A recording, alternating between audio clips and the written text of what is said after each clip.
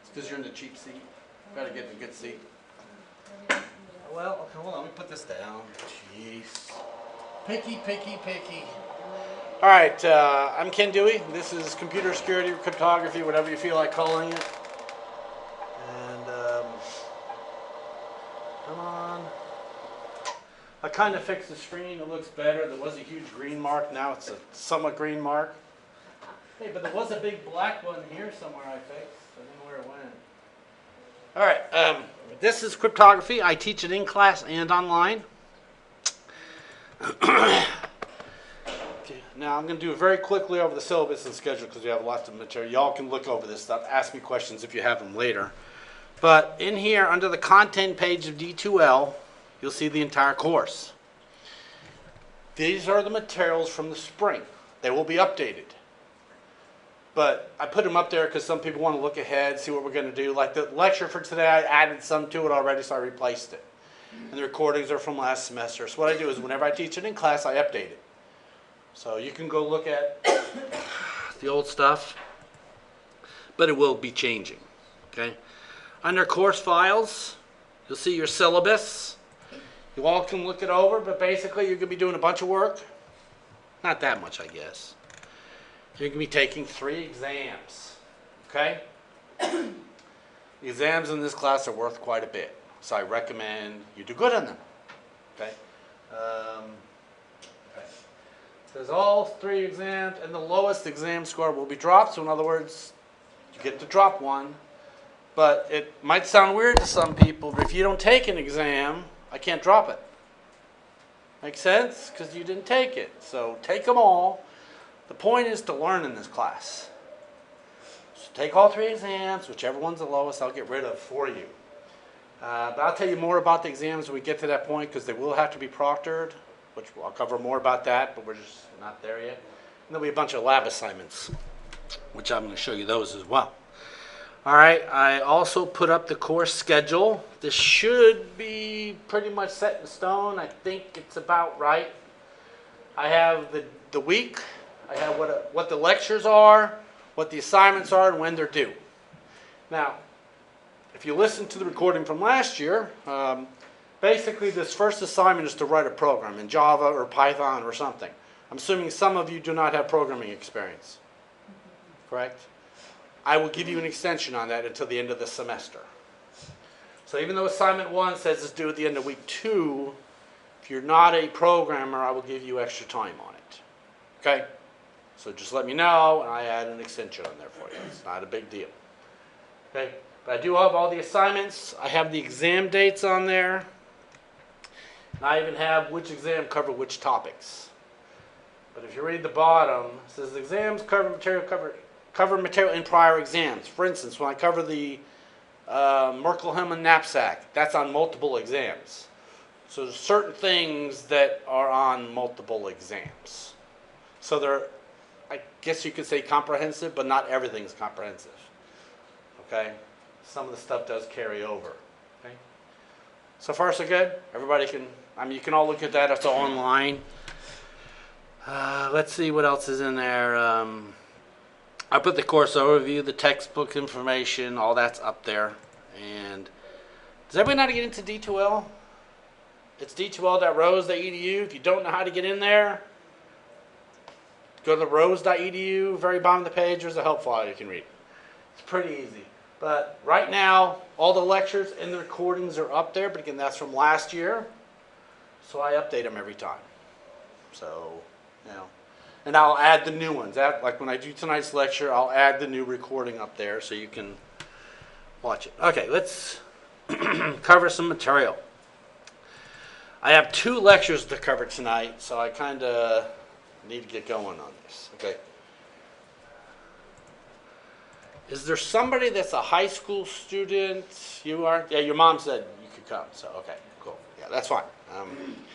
All right, this first lecture is kind of like an overview of why we're doing all this stuff. And let me actually just hit this. Computer security is a big deal. That's all we hear about nowadays is security. Y'all agree with that? There's security issues everywhere. So I'm going to go through this stuff somewhat quickly, okay? What about this? So in June, all the kids are out of school. Everyone's filling up the streets. There's power outages everywhere. Airlines are knocked off. The stock exchange is going down. Emergency services, 911 services are being overrun. All email, telephone services fail. Think this could happen? It could. It all occurred in 1997, with the exception of the plane crash. Okay? There's a lot of stuff going on we don't know about it. Okay, I got my my second master's degree up at the University of Tulsa, and Dr. Shnoy up there was actually involved in a lot of this stuff.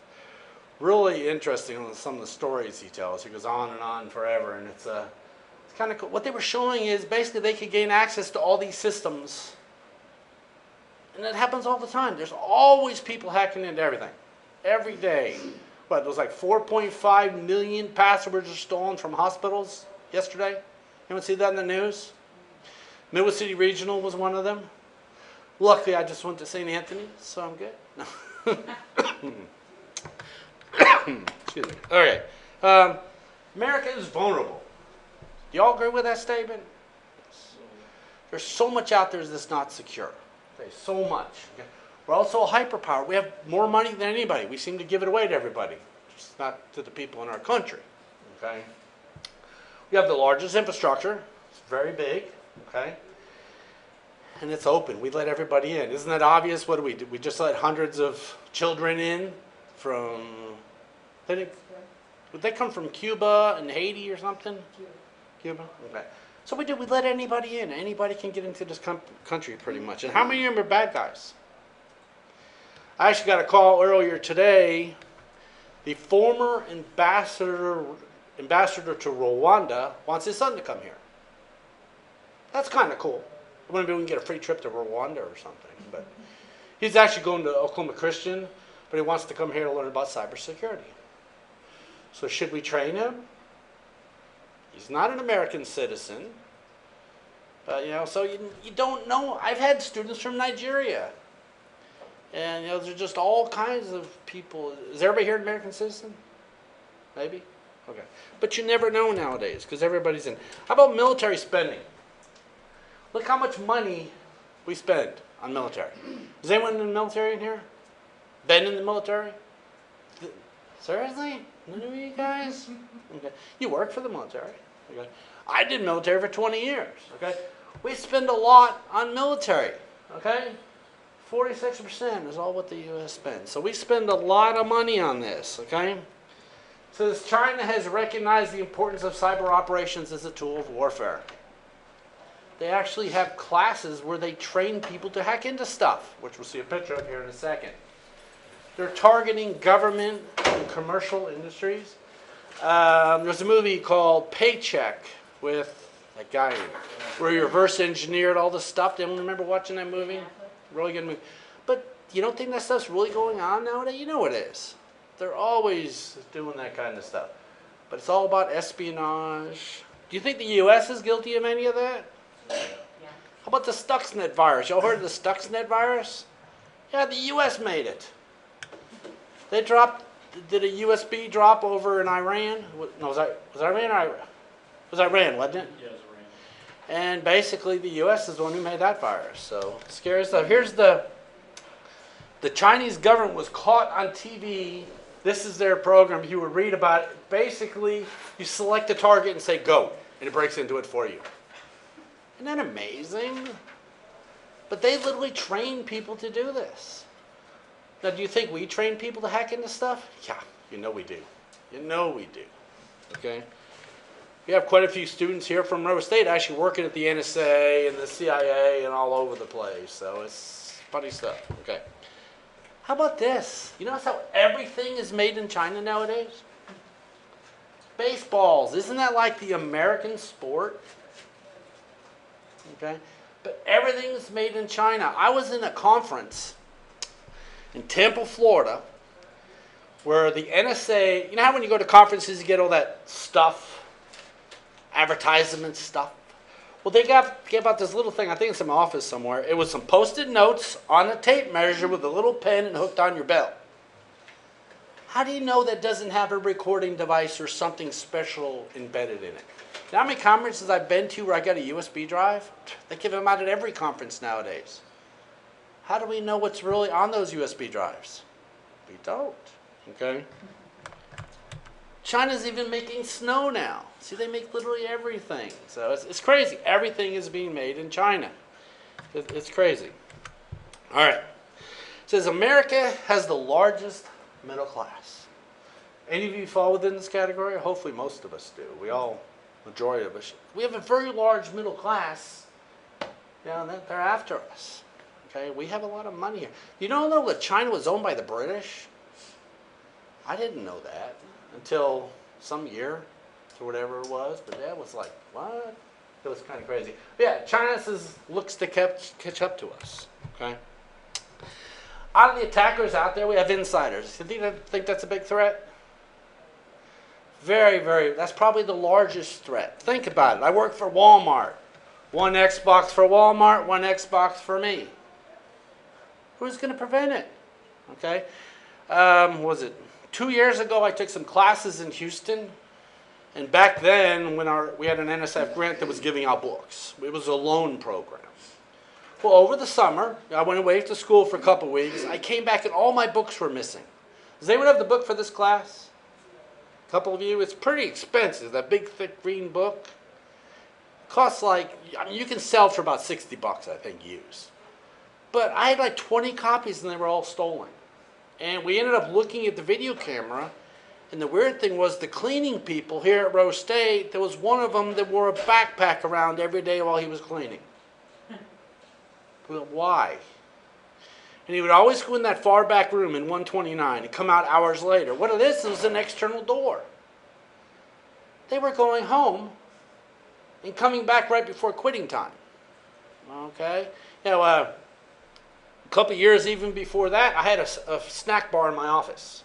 I sold drinks and chips and ice cream and frozen burritos, just stuff. Students could buy it, faculty could buy it. Whatever I paid for is what I sold it for. So you could get a soda for $0.25. And every night I would stock it. That way it's nice, everything's cold for the next day. But it never failed. It's like, I come in the next morning, there's food missing. I'm like, did I forget to stock this refrigerator again?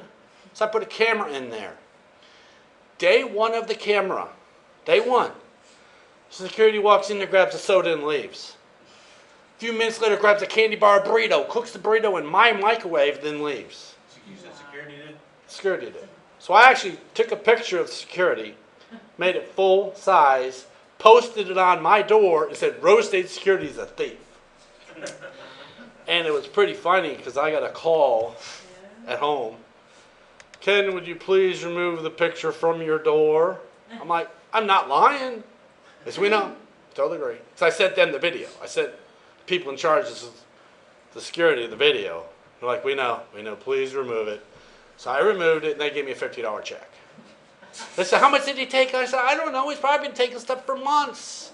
Then we talked to the cleaning people, like, yeah, that dude's always sitting in the conference room eating burritos every night. He has an entire dinner every night. I'm like, no one seemed to ask the question why he comes to work with no food, yet always has food.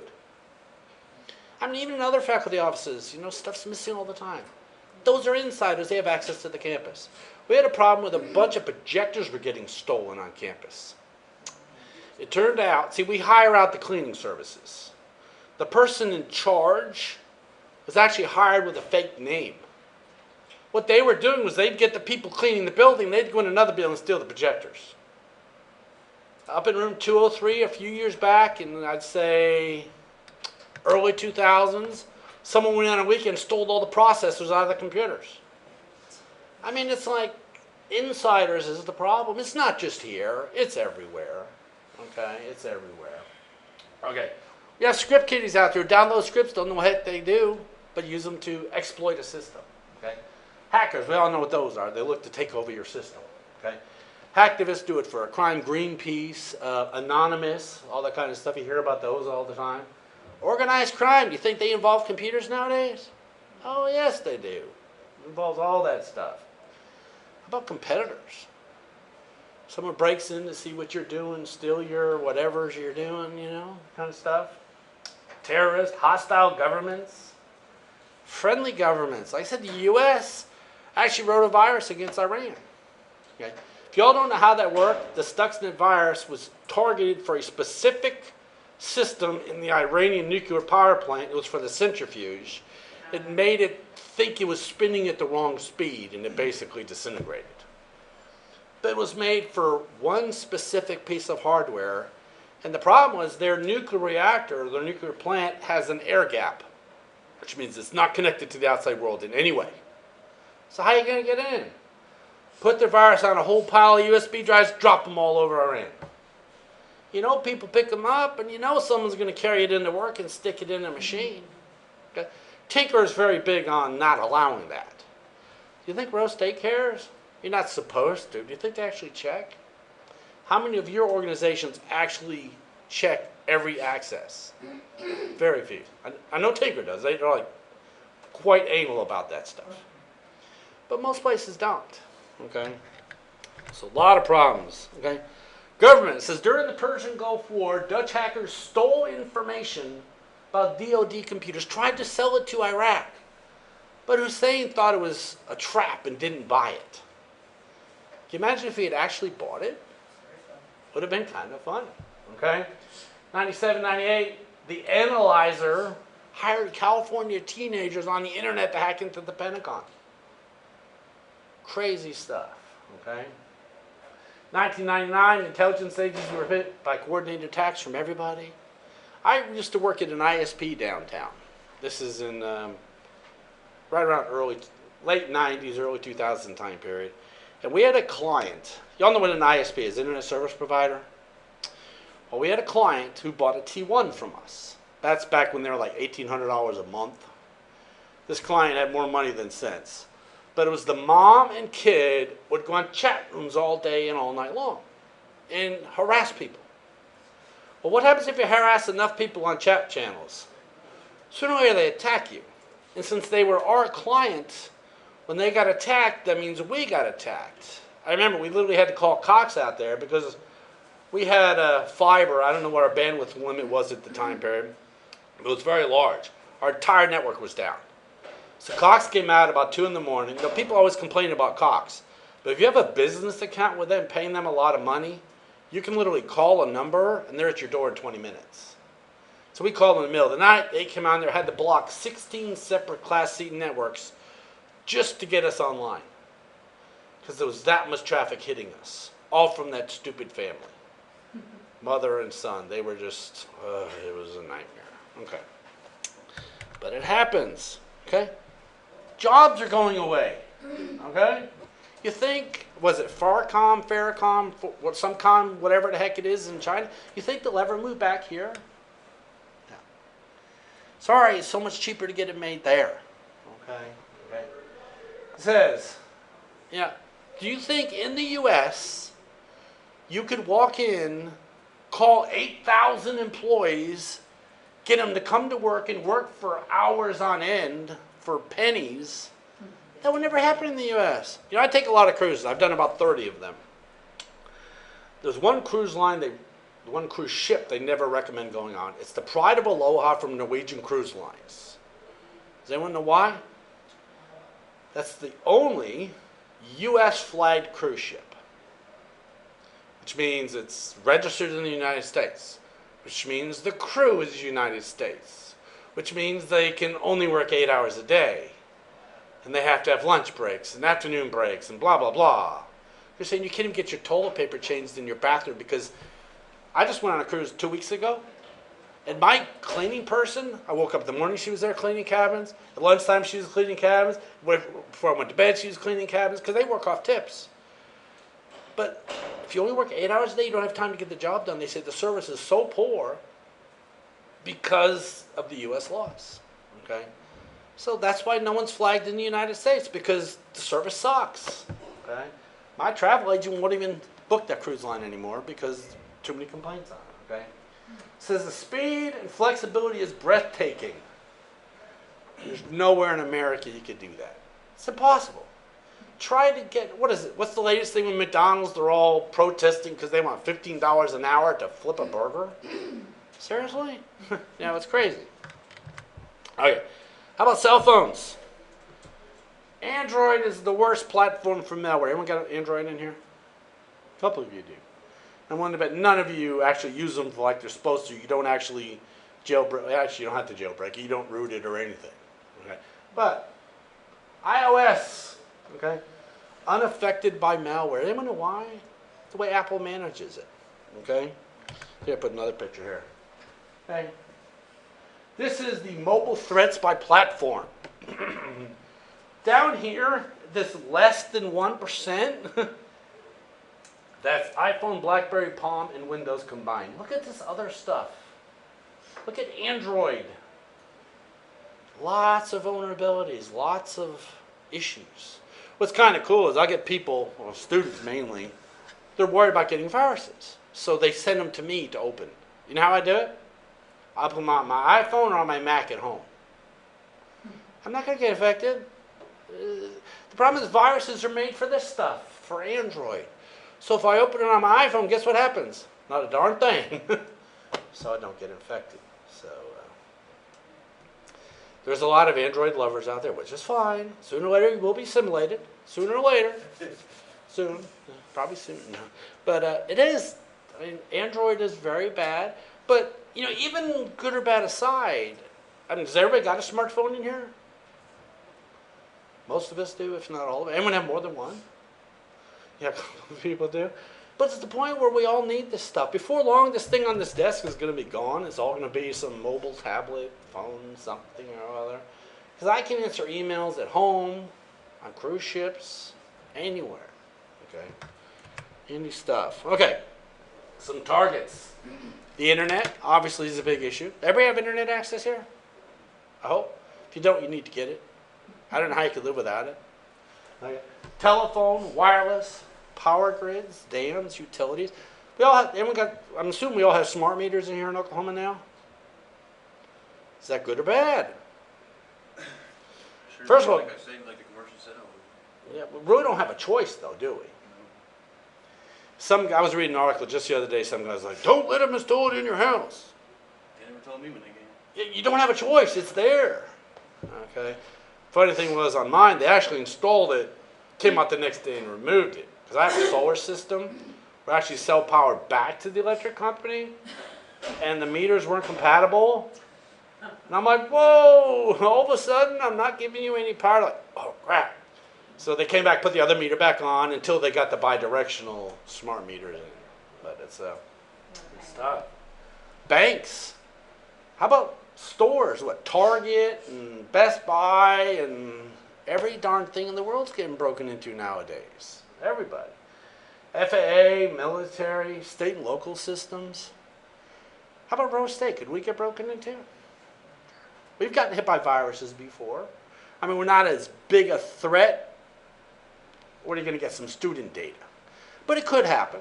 It could happen. Okay? All right.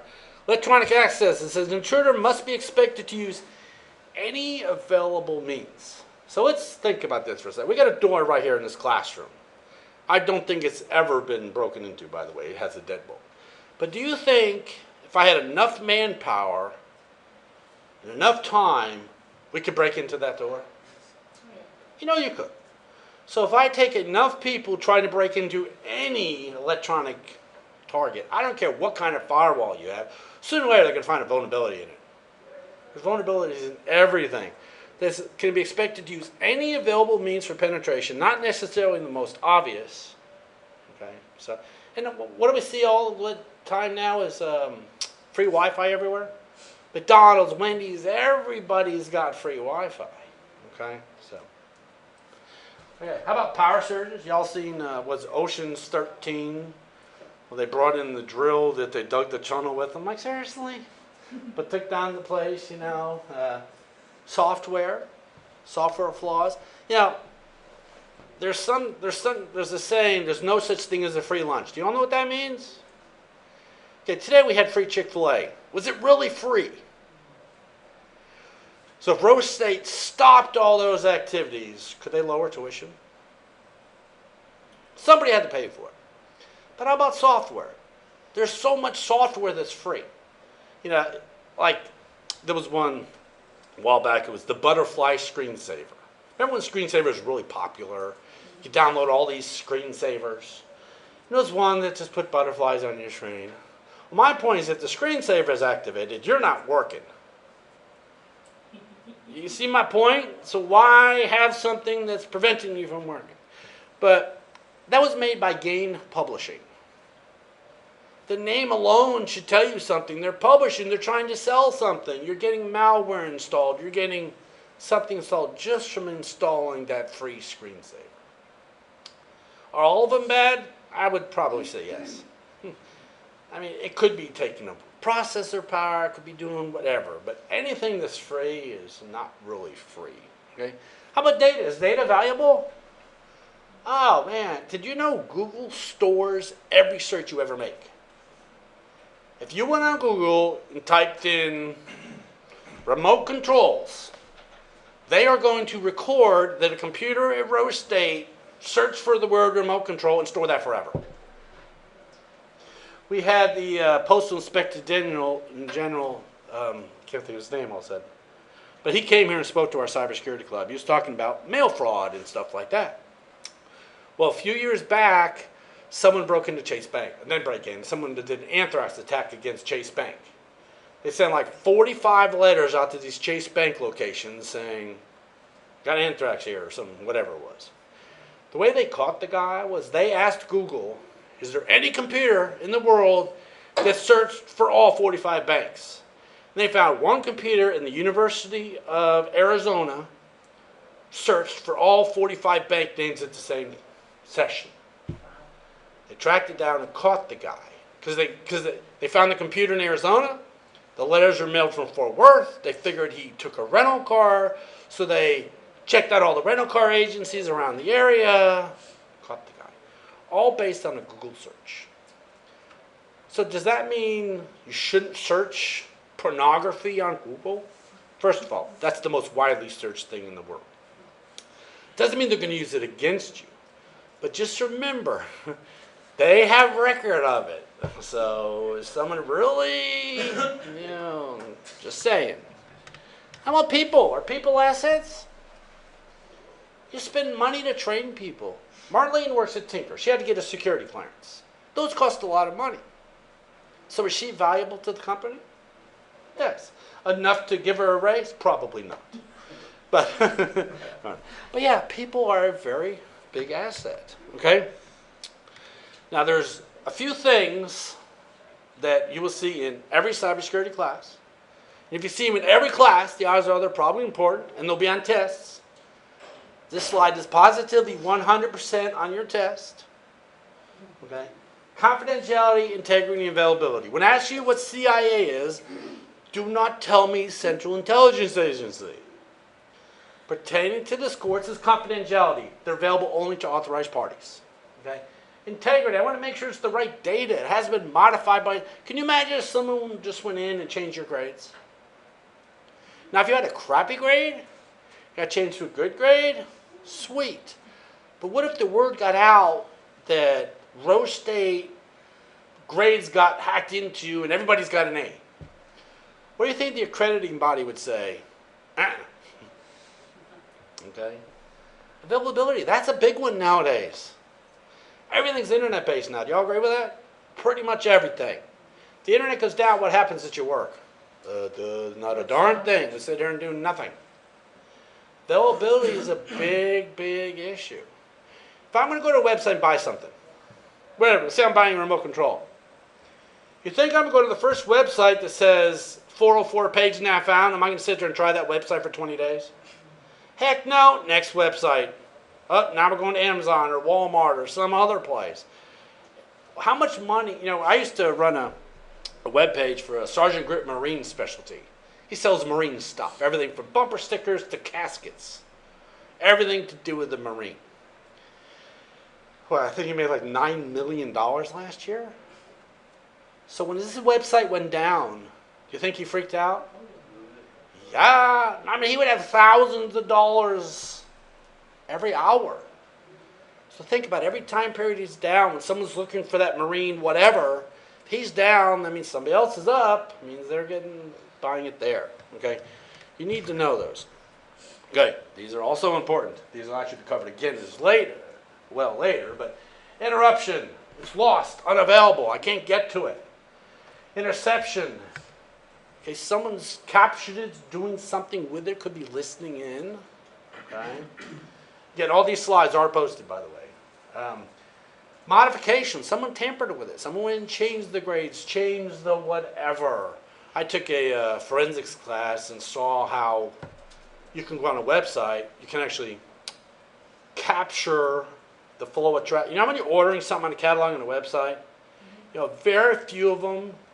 Once you put it in your shopping cart and put in your payment information and hit submit, very few of them actually go back and check that it's the right price. So they figure once it's in the shopping cart, it's the right price. So they were showing them in this class how you can literally, at that point, capture the traffic when the submit button is hit, edit the data, lower the price of the item. It's fully been authenticated. It goes through and you get it for half price. It's like scary, very scary. But it's, you know, that's modification. Okay, fabrication, it's totally counterfeit. Okay. All right, bunch of surveys out there. I did try to get updated data. It's impossible. Okay. But there's a lot of stuff going on. Malware infection, you know, it's out there. Zombie attacks, password sniffing, financial fraud. There's lots of stuff happening out there. Website defacement, just lots of stuff. Okay. Web browsers, instant messenger abuse. You know, there's just lots and lots of stuff out there. Okay. Some trends. The cyber criminality is becoming more advanced. Okay. The threat of digital espionage is increasing. Privacy is under increased pressure. There's just lots and lots of stuff going on. Okay. IT security is becoming more difficult and important, I would add. Okay. It's just a lot of stuff. Cyberspace is on the rise. Okay. As the 5th domain in the armed force. Hey, Tinker, isn't it Cyber Command Tinker now? Isn't that what Tinker is? I think it is. Okay.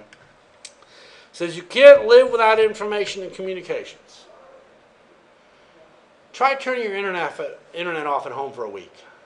You'll be like shaking and having withdrawals and stuff. Okay. Vulnerabilities. I mean, look back to 2003. Very few. I don't know what happened exactly in 2010, but it's still pretty bad. Okay. Okay. 2012, you know, lots of vulnerabilities out there. How about software? Flash. Isn't Flash everywhere? Java? Java actually since then has probably become the #1 now. Doesn't it seem like they're updating Java about every 35 minutes? They're either updating Java or Firefox all the time. It drives me crazy. Okay? But a lot of vulnerabilities out there. Java is an extremely dangerous software flaw. It's very popular now too. Since it's popular, people are targeting it. Okay. Browsers. Now let's look at some of the web browsers. Okay. Back in 2002, Internet Explorer had 83% of the market. Went down to 68, and so on and so forth. But look at Chrome. Chrome had 34 in 2011, 46 in 2012, 52 in 2013, and 59 now. So which browser should you use? Chrome, obviously. Now, if I'm developing a website, you know, back when I used to work for an ISP, I used to look at this stuff. Who would I make my web page compatible for? Chrome. Would I care about Internet Explorer? Not much. I would make sure it worked, but if I'm going to spend time for user experience, I want to go with whatever the most popular browser is. But, you know, Internet Explorer is dying fast. Okay. Firefox. I used to love Firefox, but they would update it all the time. There was no choice. It's like, oh, here you go. Now you got version 27, 28 tomorrow. It seemed like it was driving me crazy. So, all right. This is why cyber attacks. You can do it from your house. You can do it from your underwear. Sit at home. Hack into a bank from your bathroom. No one cares. You don't have to go out there with a gun anymore. If you get caught, it's a whatever. It's the crime that's not bad. It's not a, what do you call that? Yeah, there's not the one where you're out there with a gun or whatever. White collar crime, yes. So, all right. Okay, diversity, Massive force multiplier effect. You can go out there and get a bunch of your buddies to help you get into whatever. Okay. There's pre or cyber attacks. There really was none prior to 9/11. There's combination attacks. There's just all kinds of stuff that can be done nowadays. Okay. I know I'm sorry I'm going kind of quickly, but we got to make sure we get this done today. There's blended attacks. Okay. We've seen trains that get derailed, and you never know how this stuff really happens. Okay. Imagine if Al-Qaeda targeted major cities. Maybe they are. Chad King, one of my prior students, trained to become a pilot with one of the 9/11 pilots. You know, the guys who flew the plane into the World Trade Center? He actually went to school in Norman in the same class as one of those guys. So as soon as 9/11 happened, he was under investigation. And it was funny because they came and talked to him. And they said, you know what, here's a ticket, blank ticket. It says if we call you and tell you to come to D.C., you go straight to the airport and you get on the very next plane, come to D.C. Don't tell anybody. Okay? I mean, he can talk about it now. They said at that point, don't tell anybody. He went home and told his wife, guess what happened? The moment he told her, his phone rang, and they said, this is your only warning. He said, tell nobody. He's like, oh crap. He doesn't know how they knew, but he said the moment he told his wife, his phone rang, he said, we told you tell nobody. He's like, oh crap. So, but you never know. You never really know, okay? All right, there's just lots of stuff out. Internet attacks, voice over IP. You know, well, because the phone, where's the phone? Is it over there? Projector. Oh, the thing. You know that phone traffic is actually over the regular computer network. Did you know if you install like Kane on the phone, it'll actually record everything to an MP3 file? It's pretty crazy the way it's so. There's really no security on that, which kind of sucks. Now it has been updated recently, so maybe it has some security now. With voice over IP, there's just lots of stuff going on. Conversion attack, there's lots of stuff. Harm says occurs when the threat is realized. So I have a vulnerability, somebody takes advantage of it, so I have been harmed in one way or another. We also have risk. Risk is the potential. Maybe I got an extension cord across my floor. Is that a risk? I could trip on it and break my neck. So, but can we get rid of all risk? No, it's impossible. If we get rid of all risk, first of all, we're going to turn the computer off, disconnect the network, kick all the students out, first of all, because you guys are a very big issue. I'm sorry to tell you. Okay. But countermeasures, something we can do to prevent it. Okay. Techniques used to remove the, that's our virus scanning. Does anyone remember years ago when virus scanners were updated like weekly? Isn't it updated daily now? I'm pretty sure they're daily now, or multiple times a day. But that stuff is changing. Okay. Adequate protection. Now, if I have a $1,000 machine right here, am I going to spend $50,000 protecting it? No. Okay. But I do want to spend some. Okay. Effectiveness. Its controls must be used properly. Just because I bought a firewall that's still in the box on the shelf doesn't mean I'm protected. Okay. St. Philip Neri Catholic School, I took care of the computers for years. And I still help them out. It's funny because they came out and said, oh, we got these new computers. Need help setting them up. So I got them like, dude, these computers are old. They're still in the boxes, never been opened. Oh yeah, we got them 5 years ago. We never got around to installing them. Like they're old and they haven't even been out of the box yet. So it's like, why did you buy them? Well, we wanted them, we got busy. Okay. How about the weakest link? Okay. You know, we got new door handles on the main office door. I don't know if y'all noticed them. They're now ADA compliant. It's the, rather than the round knob, it's the lever. Last 2 days in a row, that door's been unlocked all night long. Say we got a problem. It's either with the cleaning crew not knowing how to lock a door, or security, or somebody doesn't know how to lock the door to the main office. So now you know. Come here in the middle of the night, the door will most likely be open. Okay. All right, controls. We have encryption, which we can talk about in this class. We have software-based controls, hardware controls, physical controls. That's like locks on doors. gates around Tinker. That always amazes me. Tinker is very secure. You got guards at the gates, you got fences everywhere. Yeah, what happened during the air show? Let the entire country into Tinker for 2 days. What if you were a bad guy? Came in during the air show, hung out somewhere for a month, a week, whatever. Remember the show Inside Job? Was it Denzel Washington broke into the bank, stole the money, but like went into a closet? It was really pretty good, but it's always amazes me about that. How about policy and procedures? I hate that aspect of this degree, by the way. So I don't teach the classes. But are they important? Yes. You need the password policy. You need the user policy. You need something to tell you how to do your job. Okay, all right. Effectiveness. First of all, we need to know there's a problem. Is there a virus problem out there? Yes. So what do? We get a virus scanner. Easy fix, okay? Likelihood, you think anyone's going to try to break into your machine? Yes. So if I leave my front door wide open with the lights on and a sign saying, I'm not home, come on in, you think it'll happen? Yeah, it will. So what do? I lock my door. Okay. Overlapping controls. Maybe I lock my door and turn off the lights, or you know what I mean. Something like that.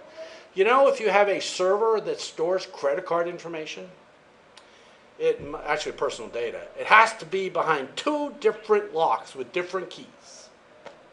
I didn't know that until I started working as an ISP. It has to be behind 2 separate doors with 2 different keys. It's a law. Okay. Also, periodic review.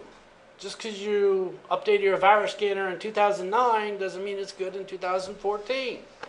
Update your policies, update all kinds of stuff, okay? Complex evolving systems. Things change daily. Apple products get updated yearly. Android gets updated like every 5 minutes, but no one can use it, so it's okay. Yeah. There are limitations out there, okay? And we'll cover more about that at another point. Is there such thing as a holy grail for computer security? If you do this, you will be secure. Not with maintaining the whole confidentiality, integrity, and availability. I mean, yeah, I can turn this computer off, put it in a box, put it in a safe, wrap it in bubble wrap, put it in a waterproof container, underground, but then it's not very available. You know, that kind of stuff. Okay? Laws and policies, they're playing catch up. There's always something new happening. So you have to come up with a new law, a new policy. They can't keep pace. Okay? Shrink wrap versus open source. So we got Microsoft Windows, which is basically secret code. And Linux, which is open source. Which one's better? There's people that are on both sides. I mean, you could say, ooh, Linux is better, it's open source, because we got all of our buddies together to make it great. And now we all know about the flaws in it. Or we got Microsoft is secret code, which we don't know really how it works, but at least we don't know about all the vulnerabilities until someone finds them later. So, you know, it's different. Yeah, our domestic economic policies, I mean, we make a lot of money here. So what do? We want to buy more stuff. Stuff gets cheaper. It's made in China. How do we know they didn't install us something? Dr. Shalini showed us pictures of an ATM where in the manufacturing process, someone actually dismantled the ATMs and installed skimmers and card readers inside the ATMs. Not like on the outside that you can detect. They're actually installed on the insides of the ATM during either the manufacturing or shipping process. So when you install that ATM, you don't know it's there. Scary stuff. Okay. Personnel, we need people with 10,000 jobs. There's very few professors. Everybody, you know, I always tell students that there's a job for everybody. If you want a job, there's a job. Does that mean you'll get a job? Not necessarily. I had a student with multiple bankruptcies. Kept applying at a bank. They won't call me. Let's see, you can't manage your own bills. So you want to help manage the network of other people's money? I don't think so. So, you know, as long as you do your part, there's a job for you. Okay? People want the easy way out. You got a lot of students who don't want to learn nothing. Oh, well, that's too hard. Math is so difficult. We're going to do AES in here. I bet over half of you are going to come crying about it. It's not difficult. It's just 400,000 steps. But the point is, you need to do it. It's not that difficult. Okay? Defense in depth. Okay? We can use technology. We can use policies. We can use people. But the problem with people die. People leave. I had a heart issue this summer. I was walking into Rose State, 3 or 4 weeks ago? All of a sudden I was about to pass out. Went to the hospital, did heart surgery on me. And I go to the gym every day for an hour. So you never know. I was like, oh crap. Maybe I need to stop eating cheeseburgers all day long. I don't know. But the problem is, humans are important, but they can go away just as easily. Where do you store your passwords? This was in the locker room over there. I was like, I wonder what the password is to that lock. I bet it's 16320. Well, otherwise you can check out a locker for free. They give you the password, a sticky note. You go there and you get into your locker, but you don't want to drop the notes. You stick it on the locker and you leave it there.